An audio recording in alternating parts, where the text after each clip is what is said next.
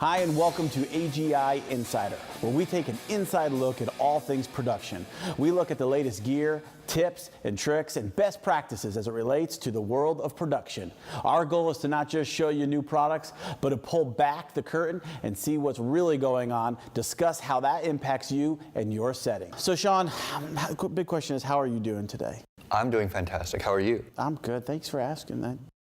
Not everybody asks. No. Big news coming out of the Sean Walker household. Not only is he just one of the gurus, which is kind of his official title, but you're getting a new title. New title. Not at work, no, but at home. A home title. Dad.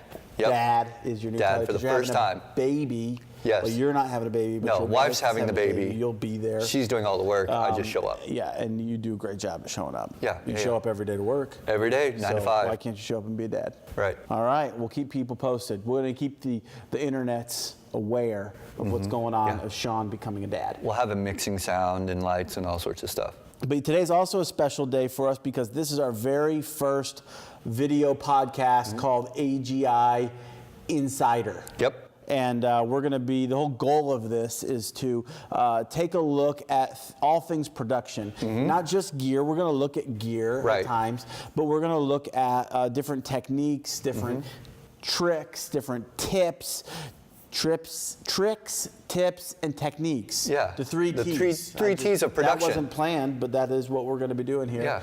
So today we're looking at digital audio and who needs it, who should do it, who should stay away from it. Question for you, Sean, is does everybody need to go digital when it comes to audio? No, they don't. Oh, you have upset some people. There are some people raging right now. But that's the thing is, some people might think that's the wrong answer.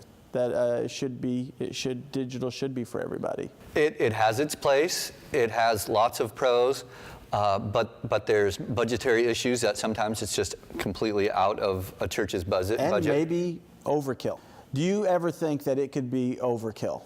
It could absolutely be overkill. Well, there's rooms in a church that it definitely doesn't belong in. You don't need a completely digital setup for every kid's room. You have smaller youth rooms that aren't really huge. You can stick with the smaller analog consoles. Yeah. If you have a church that has a lot of venues and you have some maybe conference rooms or meeting rooms that don't have a lot of channels, there's no need to go out and put in a completely digital system. Yeah. It would make sense if those rooms were tied into your larger venue. If it's an overflow venue, then it would make sense to have some digital capabilities in there. Yeah. It may be just a point of budget where you don't need to spend that amount of money. What you have is currently working for you, so there's no need to jump ship and just go to something completely different because it's a big install. Let's talk there's about a lot that. of infrastructure. Let's talk about install. It's more than just a board. Right. This is one, the Yamaha CL1 right here, but there's a lot of digital boards. Right. Different sizes, much bigger, smaller. But it's more than just, hey, we had enough money for the budget for the board. Talk to me about, okay, if a church or any venue, we do a lot of work with houses of worship and other types of venues, but say a church says, hey, we want to go digital. We know the board we want. We get the board, but what else is there? What has to happen? What's the difference between going from analog to digital? Well, there's the analog world, which is all cables, all snakes, all mic cables. And then there's kind of this hybrid area where you can get a console that's digital that can save scenes, it can save some of your settings and some routing things, but it's still analog in the sense that all your mic cables still come into the back of the console, and so you get some analog, some digital things, but it's not fully, completely a digital audio system in the sense of what we're talking about here, where you have a rack on stage or racks on stage that plug into your network, and everything goes into the Ethernet cable. So rather than a snake with a whole bunch of inputs, it is one Ethernet cable that carries your signal and disperses it to all the different band members, singers, whatever. Yeah, and so you have your inputs on stage are still microphone cables, but it goes to a box or it goes to floor panels that then go back to a series of boxes in a rack. And it's on a network where you can just plug in anywhere on that network and hook your computer up and start recording or playing back. Or you need new boxes, so you just add a box, plug an Ethernet cable in, and just add it to the switch, and you're expanding your audio. So that's what this is, and that takes a lot of infrastructure and planning in order to do that efficiently and effectively and correctly. How about portable churches? Those are kind of a popular thing. It's a trend, church planting in general. And we work with a lot of church plants that are portable.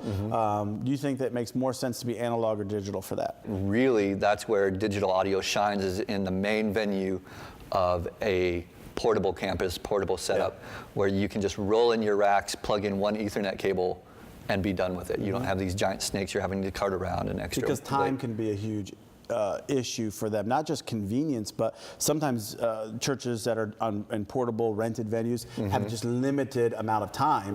They can't be set up earlier in the day, and so they have a little limited amount of time to get set up, so they need something quick. And you're solely dependent on volunteers.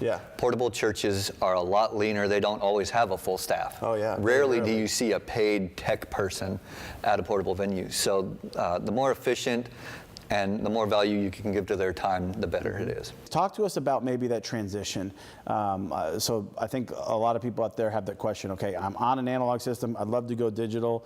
My pastor's considering it, we're looking at the budget. What do they need to consider to make that jump? What is it gonna have? Is it just a matter of, hey, we got a new board, plug it in, we're good to go? Or how do we need to make it integrate with our system? It's a lot more than just buying a digital console and sticking it in your sound booth. It's not just like swapping out a pair of old sneakers for new sneakers. There's a lot of infrastructure that needs to be designed and implemented because it's all on a network. And so you need to have an independent network of its own, because you don't want all your Wi-Fi traffic and all your other things on it. You want to have an independent network that all your audio flows through. And then anywhere that you want to have audio sent or received, you need to have an Ethernet drop. You need to be able to plug in and get sound from that. So it's really simple if you plan ahead. And if you think it out, then it makes sense to, oh, well, that's our overflow room. Let's put an Ethernet drop there. Hey, sometimes we use this venue over here. Let's run some Ethernet over there. And it's doable very simply if you think ahead and plan it. Well, that's your infrastructure. Is you're going to need Ethernet cable ran, you're going to need switches put in, and you're going to need to purchase the interface units and have all your inputs and have that planned out. And there's some cool things that you can do now where Radial actually makes DI boxes that are just a single input that gives you Ethernet out, and it's Dante, so that you can plug in one instrument anywhere that you want and get it on the network all by itself. You can do a box at a time. And so there's some really cool capabilities where you can have a really small band inside or outside, or you can just have two speakers outside on sticks and just send audio to them. So there's some really cool stuff that you can do with it that way. Sounds like you can grow a lot with the system. Once you do switch over to digital, you can add on, you can grow. One of the things that I loved when I was one of the youth pastors, I oversaw the production area in there. Not really the technical guy. I'm not really the guy who could turn the soundboard on and make it do what it needs to do. I was more the administrator, director, creative guy, but I was over all the production, and so I had to work with the team, work with the volunteers, and make sure that they were prepared and ready for whatever event we were having. But one of the things that I loved was the fact that I could just have about any volunteer in there, and if they were somewhat trained, they could use the board. Because there were things like presets. So I didn't have to worry about someone coming in there. We've all had experience where there's been a hero volunteer who all of a sudden wanted to EQ the whole room.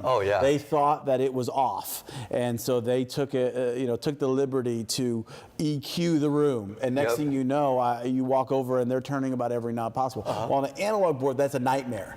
Because now everything's off. That's hours of work to get on that. Typically, they choose to do that about 15 minutes before your big event. And I just thought it would be better. Well, worst case scenario, if a volunteer did that, you could reset it pretty quick.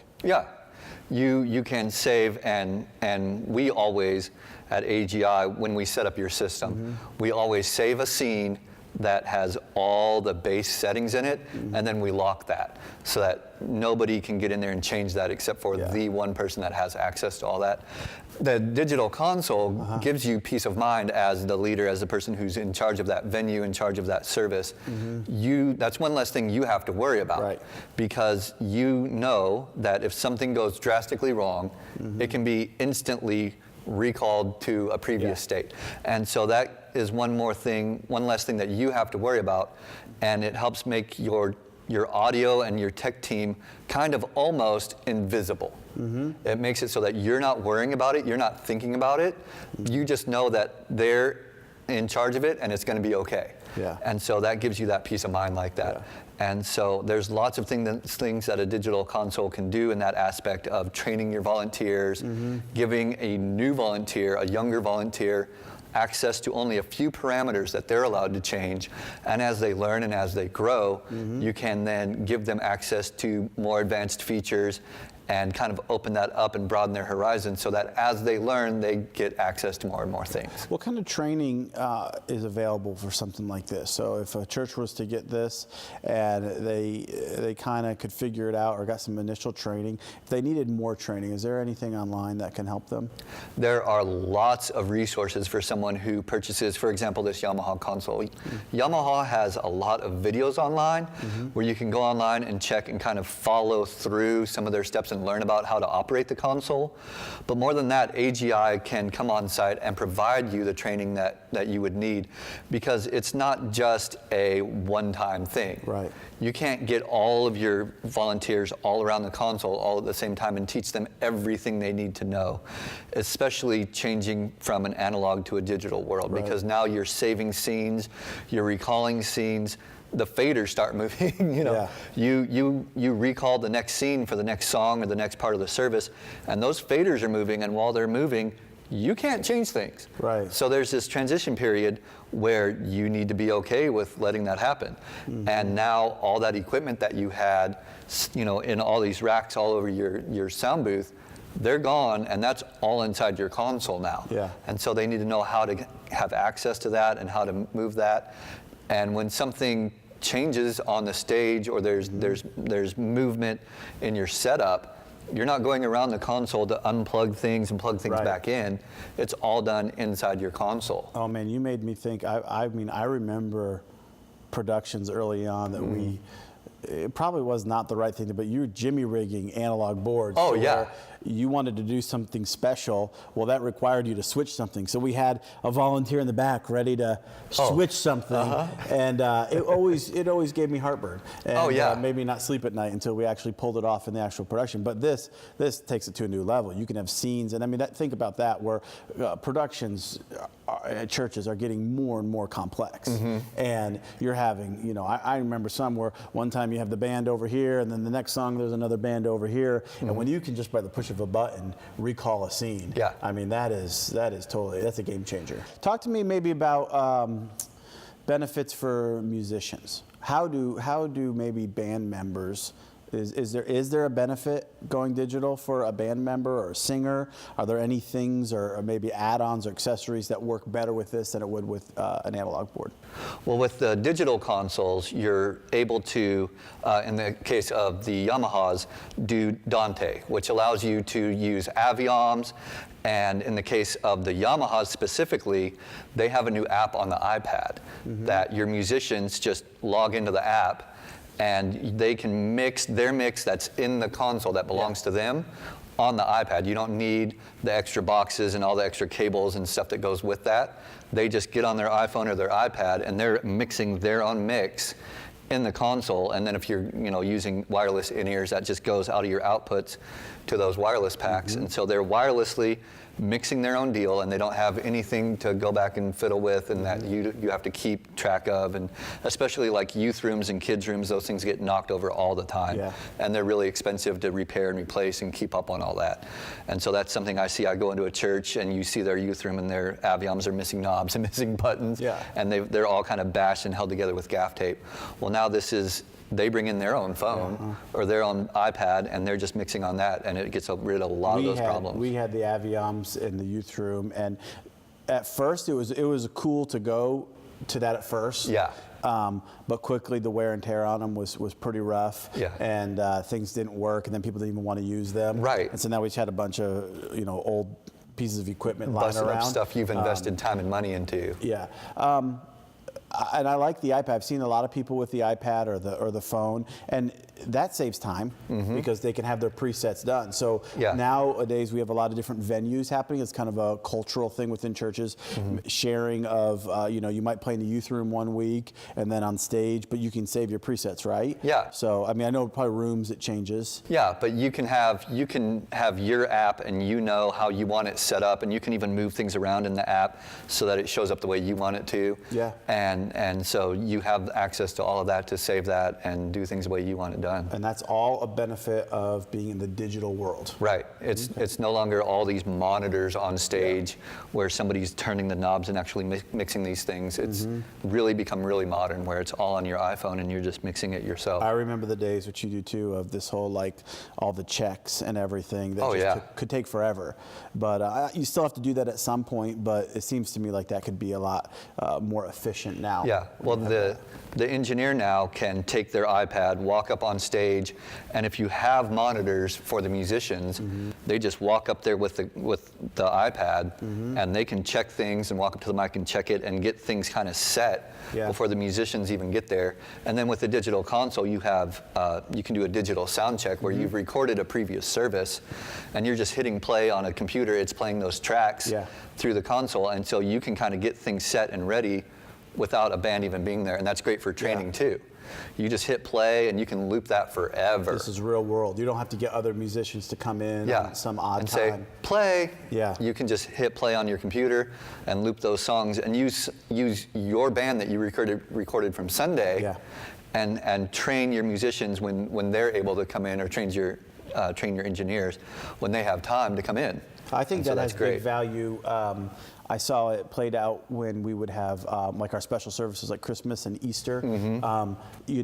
They can record it once, and then throughout the week they can really dial things in and get it to where they need to be. So we know that Christmas, Easter, those big events already are extra practices and things. So if we can shorten that time, there's big value there, and it really is. I mean, it's a savings of money when you don't have to have all the staff there all the time, and you're not having to have musicians and all the worship team and whoever, all the production team there for extra hours when they're already putting in extra time as it is. And with the digital console and the virtual sound check where you're recording your services for something like Easter or Christmas, you can have rehearsals, and if a person can't make it, you might have that track already recorded from them playing the previous rehearsal. So you can just play that back, and then it's like they're there. Everybody hears them just like they were there, and it doesn't throw off your band. There's a lot of flexibility with that. So let's talk about maybe, I want to say the downside to it, but one of the things to consider is, man, this is going to be an expense. Right. But we have lots of options for people. So there's different sizes, there's different entry points that you can get in. Obviously, you've got to make the whole system work, but AGI, we can help you with that. That's one of our value propositions is just saying, hey, we don't have just a bunch of equipment, take this, take it or leave it. We kind of have options. Yeah, it's not like you're just going online or going to the local music store and buying equipment when you're working with AGI. You can go into almost any music store and buy a console. And they'll sell you whatever some part-time employee happens to have in stock. That's what they'll push.